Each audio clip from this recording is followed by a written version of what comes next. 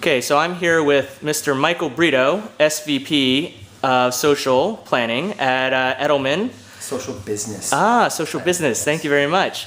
So, Michael, apparently you wrote a new book. What is this new book and what is it about? The new book is called Smart Business, Social Business, and it's a playbook for social in the organization. So it's not about building communities on Facebook and Twitter.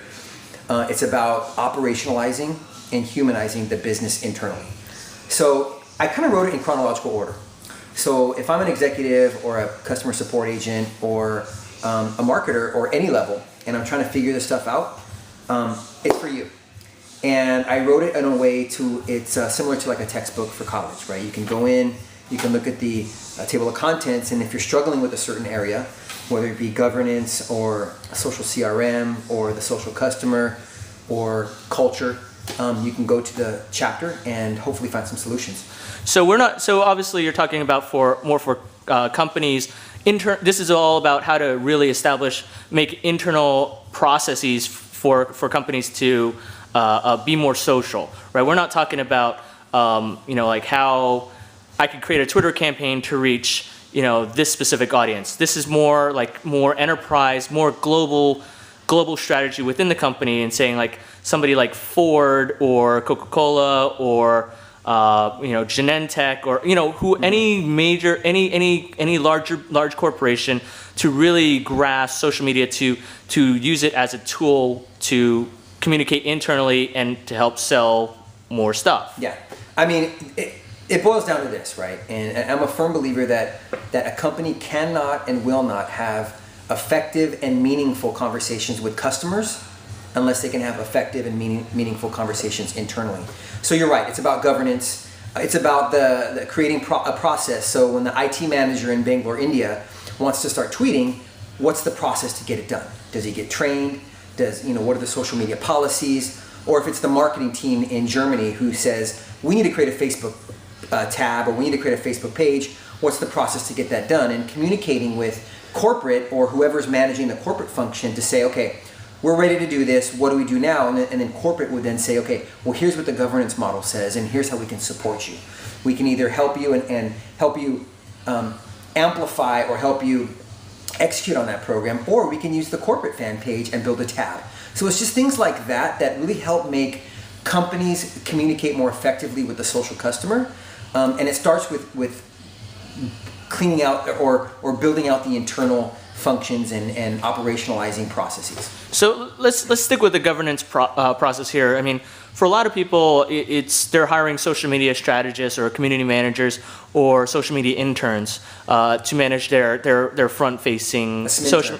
Yeah, a spin turn. Okay, we'll here and now we'll dub it as a spin turn. Okay. But what is this?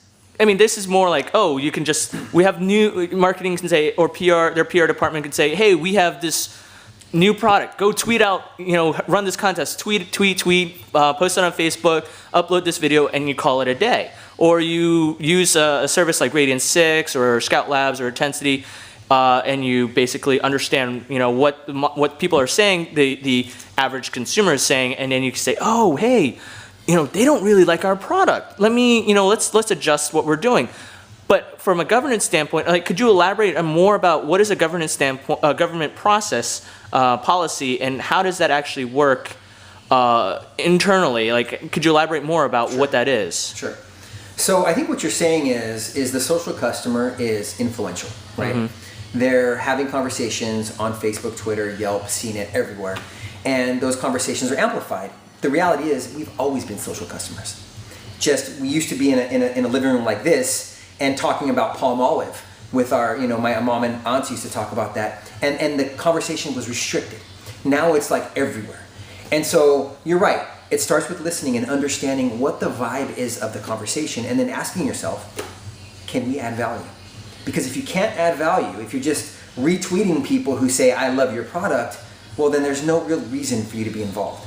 So part of a governance model is understanding what the conversations are externally, taking that and figuring out what your editorial process is, making sure that others in the organization are bought into it, figuring out what your moderation policy is. If you're going to start a Facebook page, how are you going to moderate comments? And some companies are making dumb decisions and deleting comments. And I think in some cases, if there's curse words or if there's obscenities, it's okay to do that. But having a documented process is important. Same with Twitter. Same with blogs, right?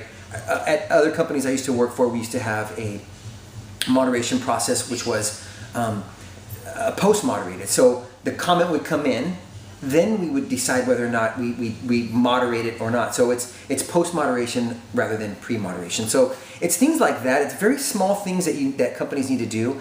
The hard part is communicating to the right stakeholders internally, because are you talking with customer support? Is marketing talking to PR? Because 9 times out of 10, they're not. Is the U.S. region talking to Latin America and APAC and EMEA? And so having a governance policy where you're pulling in key people from different job functions and having conversations. It could be a collaboration meeting where we says, look, we have a campaign going on. Can you help us? Or what are you doing anything similar in the same market, so we're not kind of spitting out the same marketing messages to the same customer? So we're not talking just policy or processes or thought-provoking stuff. I mean, in this book, there's also like case studies or helpful tools that people can use to try and evolve their internal processes. What kind of tools would you suggest or that you've used that are very helpful that people should check out and maybe leverage on their own? Sure. So one chapter 2, it's all about technology. It's about figuring out internally what's the right applications to use. And I talk about a process of, before you even think about which tools, make sure you understand what applications you already have behind the firewall, number one. But I think one tool that I love, it's Sprinkler, because it's a content management system, and they kind of position it as a social CRM platform, but it really is. And it's a way for me as a marketer, if I'm publishing content to all these channels, and I have employees and other marketing managers in other regions also publishing content, if it's all done through one system, it's almost as a compliance angle. So I can see what they're publishing, or I can approve what they're publishing. And pulling metrics is very easy. It's like click the date, pull what was my reach for that month, what was my engagement like, and then it spits a number. So it's tools like that. I talk about Jive, I talk about IBM's platform, I talk about Lithium, I talk about Meltwater. So there's that whole chapter is all about understanding the technology suite, because there's so many vendors out there, it's kind of overwhelming. And some are good for small companies and others are fine for the enterprise. And I kind of give a quick snapshot of those to choose from. How would you rate CRM systems like Salesforce in terms of their role in helping companies be more social and more engaging? I think I hate the word social CRM. I've just started hating it, because it's very easy to talk about what we should be doing as an enterprise. And so Salesforce is good. There's a lot of tools out there, and they're good and they work. But there's a certain element of that missing, and that's the culture of a company. Because in order for CRM to work internally, sales, marketing, support, product, and leadership need to be bought into it. And I don't think people understand how hard it is to get somebody in each of those key functions into a conference room, agreeing on next steps, and then walking out and executing. It's almost impossible. So what would you say are some 3 tips for somebody like a John Doe or Sally Smith who is in charge of their online marketing, or all of interactive, anything online, digital, your community managers, to kind of have internal management, internal stakeholders buy into something like this? The reality is, if senior leadership is not bought into it, then you're stuck.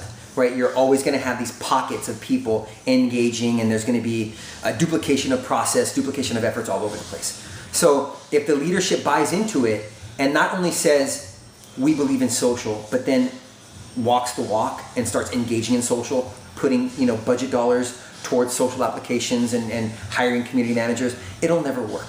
So for people that are within that environment, it's tough, right?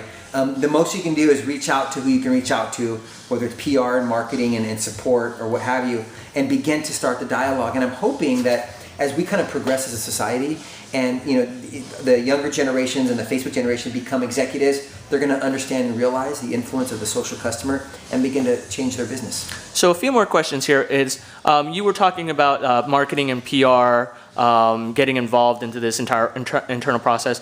So say I wanted to get started right now and have a meeting and internal meeting and to actually create a foundation for a governance process, or basically leveraging all forms of communication to create a social business plan.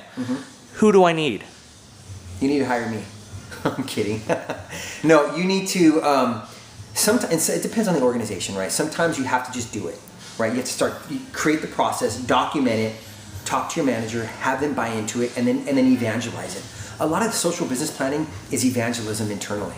And I think as most marketers and business people understand the influence of social media and the social customer, they'll begin to see like, oh, okay, light bulbs will go off, and they'll figure out, oh, I need to start changing my business, and then start collaborating internally. So sometimes it's just having an entrepreneurial spirit and just doing it, and stop waiting for other people to do it. So it's better to ask for forgiveness than permission, basically. Kind of, but you're not doing anything bad. It's not like you're out there creating, external content. You're creating a process that you feel as the person doing it is going to improve productivity and efficiency and internally. So it's not like you're breaking any rules. I think there's certainly going to be conflict because other areas and other people in the organization might say, well, I think I own that. That's something that we should do in marketing versus we in PR, or maybe finance, or whatever it is. So it is risky and it's tough because not everybody's going to believe it and buy into it.